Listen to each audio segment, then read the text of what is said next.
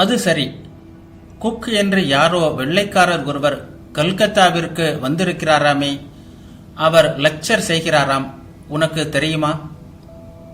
கேசவர் ஒருமுறை என்னை நீராவி படகில் அழைத்து சென்றார். அப்போது குக்கும் இருந்தார். அதற்கு மா கூறினார், ஆம், நானும் கேள்விப்பட்டேன். ஆனால் அவரது சொற்பொழிவை கேட்டதில்லை. அவரை பற்றி எனக்கு அவ்வளவாக தெரியாது என்றார். ஸ்ரீராமகிருஷ்ணர் கூறினார், பிரதாபின் சகோதரன் இங்கே வந்து சில நாட்கள் தங்கியிருந்தான். வேலை வெட்டு எதுவும் இல்லை. இங்கேயே தங்கிவிடப் போவதாக சொன்னான்.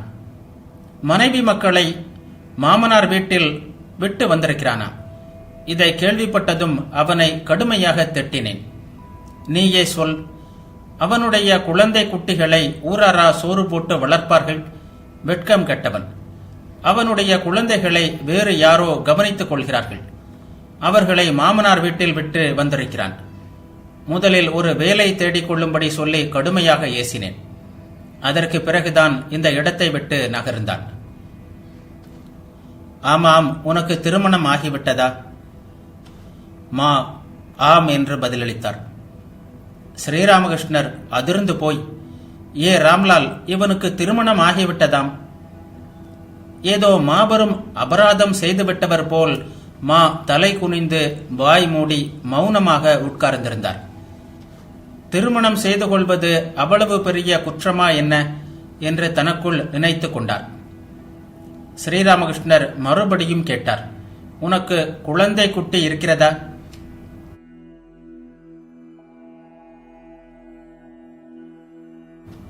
மாவின் இதயம் படபடவென்று அடித்துக் கொண்டது. பயந்து கொண்டே, ஆம் சுவாமி, எனக்கு குழந்தை இருக்கிறது என்று சொன்னார். இதை கேட்டதும் குருதேவர் ஏதோ கேட்க விரும்பாததை கேட்டது போல், ஐயோ, இவனுக்கு குழந்தையும் இருக்கிறதாமே என்று திகைப்புடன் கூறினார். மா நிலை குலைந்து போனார். அவருடைய அகங்காரம் தூள் தூளாக தொடங்கியது. சில வினாடிகளுக்கு பிறகு குருதேவர் மாவை அருள் கனிய பார்த்து அன்புடன் கூறினார், இதோ பார், உன்னிடம் சில நல்ல அறிகுறிகள் தென்படுகின்றன. நெற்றி, கண்கள் முதலியவற்றை பார்த்து என்னால் புரிந்து கொள்ள முடிகிறது. அது இருக்கட்டும், உன் மனைவி எப்படிப்பட்டவள்? வித்யாசக்தியா அவித்யாசக்தியா? அதற்கு மா சொன்னார், சுவாமி, அவள் நல்லவள், ஆனால் அஞ்ஞானி. ஸ்ரீராமகிருஷ்ணர் வெறுப்புடன், நீ பெரிய ஞானியோ? மாவுக்கு ஞானம் எது அஞ்ஞானம் எது என்பது இன்னும் தெரியவில்லை. எழுத படிக்க தெரிந்துவிட்டால், நூல்களை படிக்க முடிந்தால் ஞானம் ஏற்பட்டுவிடும் என்றுதான் அவர் இதுவரை எண்ணியிருந்தார். பிற்காலத்தில் இந்த தவறான கருத்து அவரிடமிருந்து அகன்றது. கடவுளை அறிவதே ஞானம், அவரை அறியாதிருப்பது அஞ்ஞானம் என்பதை அவர் உணர்ந்து கொண்டார். நீ பெரிய ஞானியோ என்று ஸ்ரீராமகிருஷ்ணர் கேட்டதும் மாவின் அகங்காரத்திற்கு மீண்டும் பலத்த அடி கிடைத்தது. ஸ்ரீராமகிருஷ்ணர் கேட்டார், போகட்டும், உனக்கு எதில் நம்பிக்கை? உருவத்திலா அருவத்திலா? மா வியப்படைந்தவராக தமக்குள் நினைக்கலானார். உருவத்தில் நம்பிக்கை இருந்தால் அருவத்தில் எப்படி நம்பிக்கை உண்டாக முடியும்? இறைவன் உருவம் அற்றவர் என்ற நம்பிக்கை இருக்கும்போது அவர் உருவம் உடையவர் என்ற நம்பிக்கை பிறக்க முடியுமா?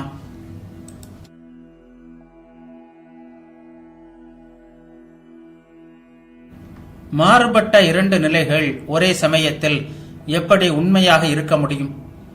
சாதாரண பொருள் ஒன்றையே எடுத்துக்கொள்வோம். பால். பாலின் நிறம் வெண்மை, அது கருப்பாக முடியுமா?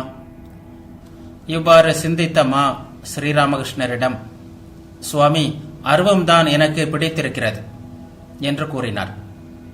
ஸ்ரீராமகிருஷ்ணர், அது நல்லது, ஒன்றில் நம்பிக்கை இருந்தாலே போதும். உனக்கு அருவத்தில் நம்பிக்கை, அது நல்லது. ஆனால் அது ஒன்றுதான் உண்மை, மற்றவை பொய் என்ற எண்ணத்திற்கு இடம் கொடுக்காதே. அருவமும் உண்மை, அதுபோல் உருவமும் உண்மை. இதை நினைவில் வைத்திரு. ஆனால் உனக்கு எதில் நம்பிக்கையோ அதை பிடித்துக்கொள் என்று கூறினார். இறைவனுக்கு அருவம் உருவம் ஆகிய 2 நிலைகளும் உண்மை என்பதை திரும்ப திரும்ப கேட்ட மா ஆச்சரியம் அடைந்தார். இந்த விஷயம் அவர் படித்த ஏட்டுக்கல்வியில் இல்லையே. மாவின் அகங்காரத்திற்கு 3வது முறையாக அடி விழுந்தது. ஆனாலும் அது அடியோடு அழிந்து விடவில்லை. ஆகவே அவர் இன்னும் சிறிது வாதிட தயாரானார். மா கேட்டார், சுவாமி, இறைவன் உருவம் உடையவர் என்றே வைத்துக் கொள்வோம். அப்படியும் அவர் களிமண் பொம்மையாக இருக்க முடியாது அல்லவா என்றார். அதற்கு ஸ்ரீராமகிருஷ்ணர், நீ என்ன சொல்கிறாய்? களிமண் பொம்மையா? அது உணர்வு வடிவம் ஆயிற்றே என்று கூறினார். உணர்வு வடிவம் என்ற கருத்தை மாவினால் புரிந்து கொள்ள முடியவில்லை. மா கூறினார், களிமண் உருவத்தை வழிபடுபவர்களுக்கு முதலில் களிமண் உருவம் கடவுள் அல்ல என்பதை புரிய வைக்க வேண்டும். அதோடு அந்த உருவத்தில் இறைவனை நினைத்துத்தான் பூஜை செய்ய வேண்டுமே தவிர களிமண்ணிற்கு பூஜை செய்வது சரியல்ல என்றார். ஸ்ரீராமகிருஷ்ணர் வெறுப்புடன், கல்கத்தா வாசிகளாகிய உங்களுக்கு இது ஒரு பொழுதுபோக்காகிவிட்டது. லெக்சர் செய்வதும் புரிய வைப்பதும் ஒரு தொழிலாகவே போய்விட்டது. தான் உண்மையை அறிவது எப்படி என்று ஒருவரும் சிந்தித்து பார்ப்பதில்லை. புரிய வைப்பதற்கு நீங்கள் யார்?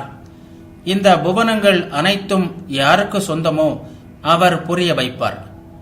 இந்த உலகை யார் படைத்தாரோ, யார் சூரியன், சந்திரன், மனிதர்கள், ஏனைய உயிரினங்கள் அனைத்தையும் படைத்தாரோ, உயிரினங்களின் உணவிற்கு வழிவகை செய்து வைத்தாரோ, அவற்றை வளர்த்து காக்க தாய் தந்தையரை படைத்தாரோ, அந்த தாய் தந்தையரிடம் மக்களின் மீது பாசத்தையும் வைத்தாரோ, அவர் புரிய வைப்பார்.